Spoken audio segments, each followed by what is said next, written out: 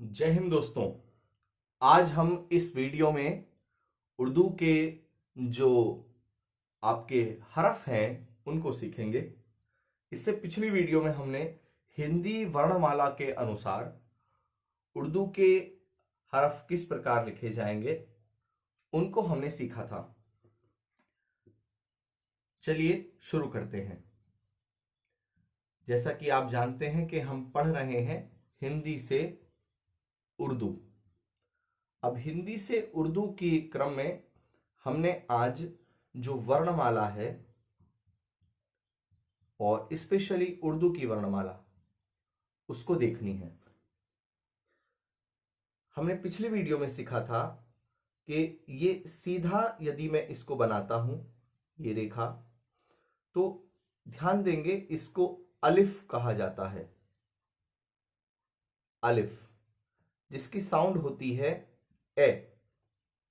ए इसकी साउंड है अलिफ की। इसके बाद में उर्दू में होता है ये बे। ये नाव की तरह बनता है, ये होता है बे। इसके नीचे आपने एक डॉट लगा देना है। अब देखो मैं आपको चार चीजें बताता हूं। अब इसके बाद में ऐसी ही आकृति आपको और चार बना देनी है। एक ये, फिर एक ये,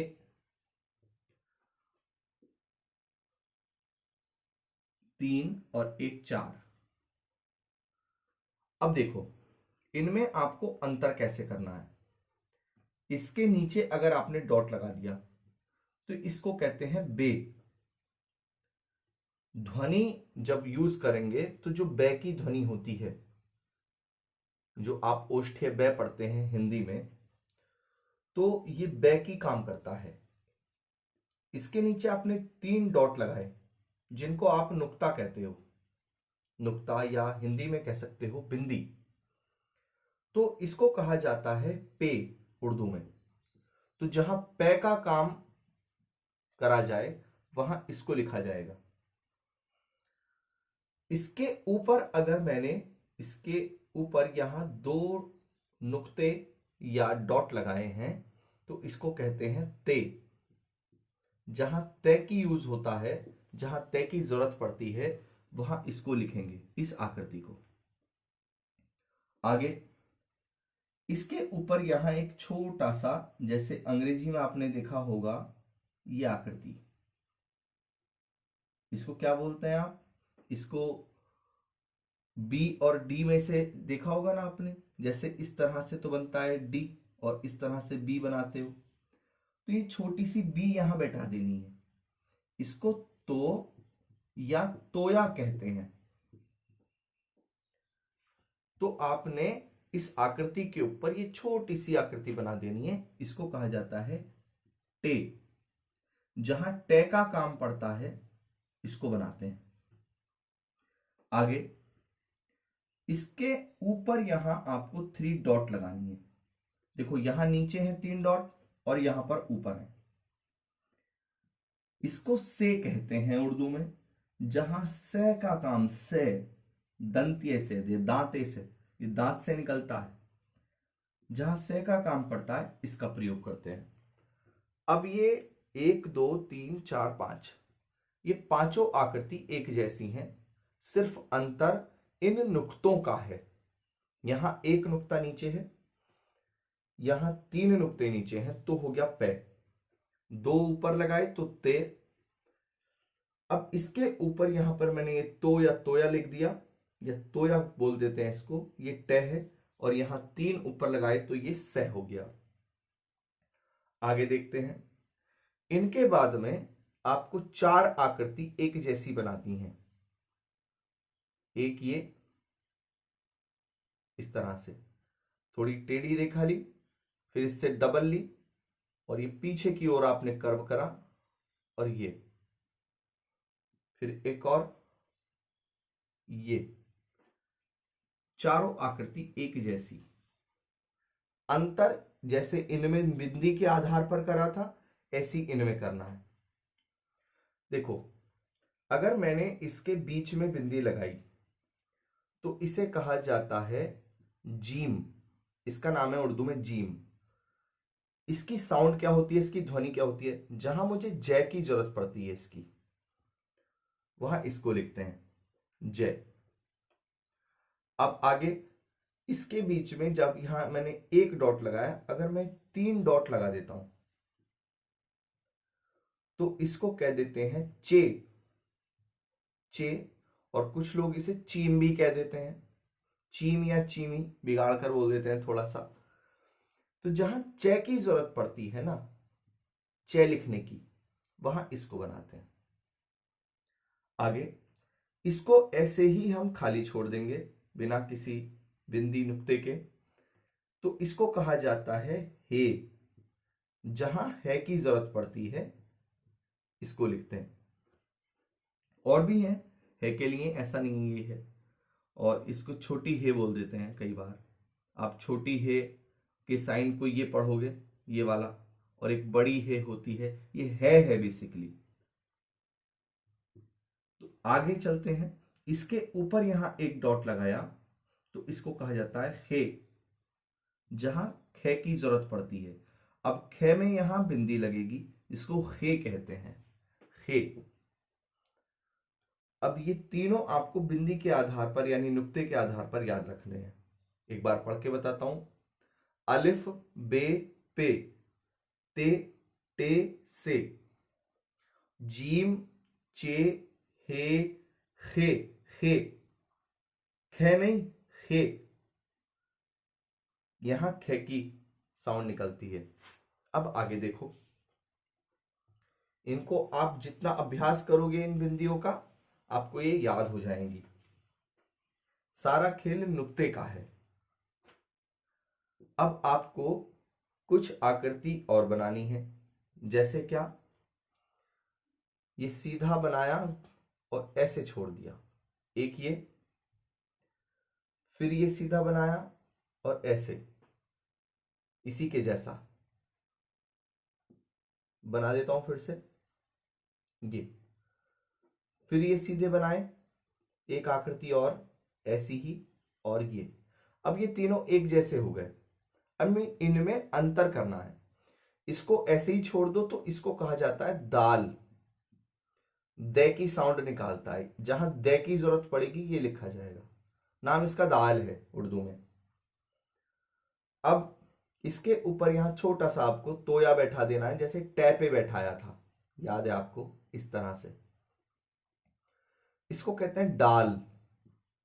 जहां डे की जरूरत पड़ती है, डे, यहां इसके नीचे बिंदी नहीं है, याद रखें। जैसे टे वर्ग में तीसरे स्थान पे आपने हिंदी में देखा होगा, तो ये डे है, ये है डाल। इसके ऊपर आपने यहां नुक्ता लगा देना है एक, इसको कहते हैं जाल, जाल। जहां इसकी जरूरत पड़ती है जे की, जे के नीचे ये है, इसे कहते हैं जाल। और एक जे अभी हमने और पढ़ा था इस तरह से, ये था जे, ये है जाल, ये है जीम। एक जे और होता है, आपको अगर बताएं तो इसे जीम कहते हैं, जीम। और जय बिना बिंदी के अगर मैं लिखूंगा तो इस तरह लिखा जाता है। वो आगे हम लिखना सीखेंगे, अभी आप सिर्फ इतना सीखें कि ये दाल है, ये डाल है, ये जाल है, जाल, जिसकी साउंड ज आती है। अब देखेंगे, आपको ऐसे साइन बनाने हैं। एक है ये, इसको कहते हैं रे, रे की जहां जरूरत पड़ती है वहां इसको बनाते हैं, यह है रे। फिर रे ही बनाना है आपको, और इसके ऊपर आपको यहां ये तो बैठा देनी है, तो इसे कहते हैं रे। जहां रे की जरूरत पड़ती है वहां ये साइन लिखा जाता है, रे। एक होता है जे, जहां जे की जरूरत पड़ती है। अब आप कहोगे ये और ये तो एक जैसा हो गया, तो आगे हम शब्दों में अंतर जब करेंगे तो इसको बताएंगे। ये है जाल, ये है जे, और ये है जीम, ये है जीम, ये याद रखना अलग से। इसकी साउंड जय होती है, इसकी भी है। और एक साउंड और है ये, इसको कह देते हैं झे। इसकी साउंड कुछ ये निकलती है, झे। ये स्पेशली इसका यूज बहुत कम है, प्रयोग बहुत कम है इसका, झे। अब आगे चलते हैं। अब हम से को बनाना सीखते हैं। ये आपने दो आकृति बनानी है, इसको दंदाने बोल देते हैं, और सीधे आके इस प्रकार से, इसको कहा जाता है सीन। सीन दंत्य से, दंत्य या दांते बोल देते हैं इसे, दंत्य से या दांते से, या इसको सीन या छोटी सीन भी कह देते हैं। इसी के जैसी आकृति बनाने के बाद में यहां पर ये 3 डॉट्स बना देनी है, यानी 3 नुक्ते। तो इसे कहते हैं शीन, बड़ी शीन। इसे तालाबे यानी तालव्य से निकलती है। जो तालव्य श होता है ना हमारा हिंदी में, इस प्रकार से लिखा जाता है उर्दू में। यह है से और यह है श। अब एक चीज यहां बता देता हूं, मूर्धा श के लिए उर्दू में स्पेशली कोई साइन नहीं है। हिंदी में जब कोई मूर्धा श से मैं चीजें लिखूंगा तो इसी का प्रयोग करूंगा। आगे चलते हैं। यहां मैं आपको बताना चाहता हूं कि एक हमने पढ़ा था से, इस आकृति में ये, तो ये अलग है और ये अलग है, इन दोनों का प्रयोग अलग है। आगे मैं बताता हूं कैसे। अब है कुछ आकृति जिनको इस तरह से बनाया जाएगा। ये सीधा बनाया और पीछे आए और ये कर दिया, इसको कहते हैं तो। ये तय की साउंड निकालेगा। एक तय और पढ़ा था अभी हमने, ये है जौ, जौ जौ, ये भी जय की साउंड निकालेगा, इस जय की। अब जय कई हो गए हैं और परेशान हो रहे होंगे आपके, किस तरह से ये लिखे जाएंगे, किस तरह प्रयोग होंगे, आपके मन में बहुत सारे सवालात होंगे। तो इसको हम आगे देखेंगे, लेकिन अभी आप साइन देखते रहिए। ये है तो और ये है जौ। इसे कहा जाता है ऐन। ए का काम करता है ये, यहां अ का, इसे कहते हैं एन। इसी आकृति को बनाने के बाद में अगर आप यहां एक नुक्ता लगा देते हैं तो इसे कहते हैं गैन। ये गै के नीचे बिंदी जब होती है तो ग, ये इसका काम करता है, गैन। कुछ और साइन है, उनको देखते हैं। ऐसे गोल करा और इस तरह से बनाया और यहां पे एक नुक्ता दे दिया, इसे कहते हैं फे। जहां फे के नीचे बिंदी का काम करे ये होता है फे उर्दू में। फिर ये गोल करने के बाद में इस तरह से यहां 2 नुक्ते बैठाए, इसको कहते हैं कौफ। कौफ, यहां भी नुक्ता, ये भी। कै के नीचे जब नुक्ते की बात चलती है तो इसे कहते हैं कौफ। अब एक ये आकृति होती है जिसे कहते हैं काफ। काफ, लेकिन इसके नीचे जब कै बनाऊंगा तो बिंदी नहीं लगाऊंगा, तो ये है कौफ, ये है काफ। कै इस तरह से बनता है जैसे हिंदी में बनाते हैं। अब आपको अगर गे बनाना है तो इसी के जैसा बनाना है कै के। बस यहां पर एक रेखा आपको इस तरह से बना देनी, बिल्कुल बराबर। इसे कहते हैं गाफ। गाफ। अब ये गे के नीचे बिंदी नहीं है यहां, ये याद रखेंगे। ये है गाफ, गे की प्रयोग जब आता है। अब कुछ और ध्वनियां हैं, उनको देखेंगे और बनाना सीखेंगे। एक होता है लाम, जो ले की साउंड करता है, इस प्रकार से, ये है लाम। ले का जहां यूज हो इसको बनाते हैं लाम को। ये ट्रायंगल बनाया और इस तरह से कर दिया छोटा सा, इसको कहते हैं मीम।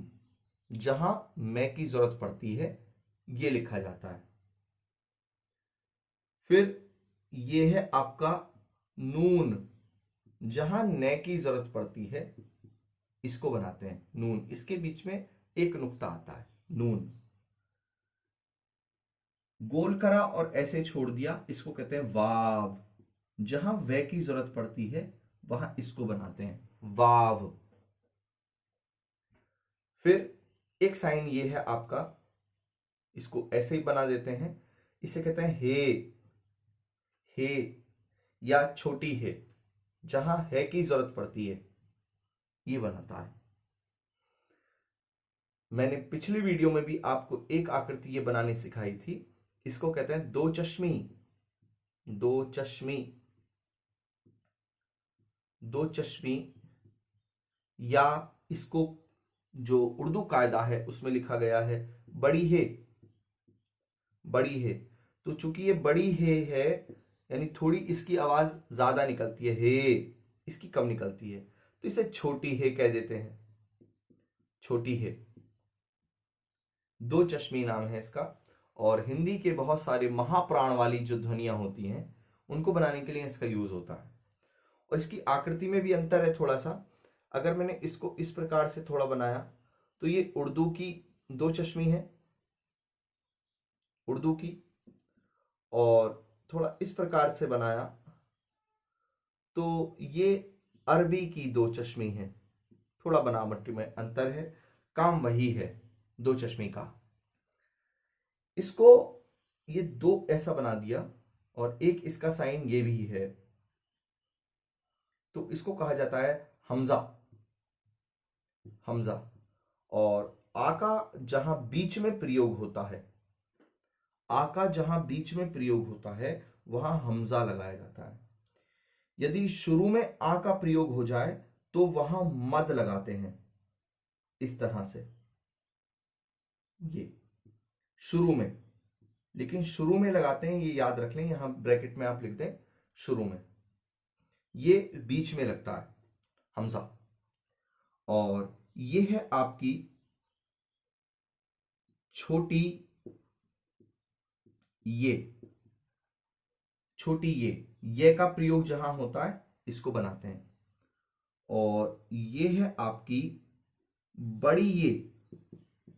बड़ी ये, इसका साउंड आपके ए के जैसा निकलता है, हिंदी के ए। तो कुल जितने भी अभी मैंने आपको साइन बताए यही उर्दू में होते हैं मूल रूप से।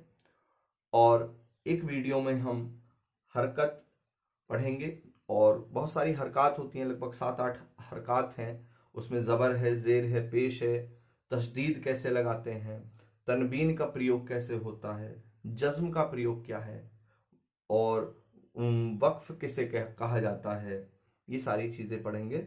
और वीडियो अगर अच्छी लगी हो तो इसे लाइक कर देना, चैनल को सब्सक्राइब कर देना। जय हिंद, अपना बहुत ख्याल रखिए।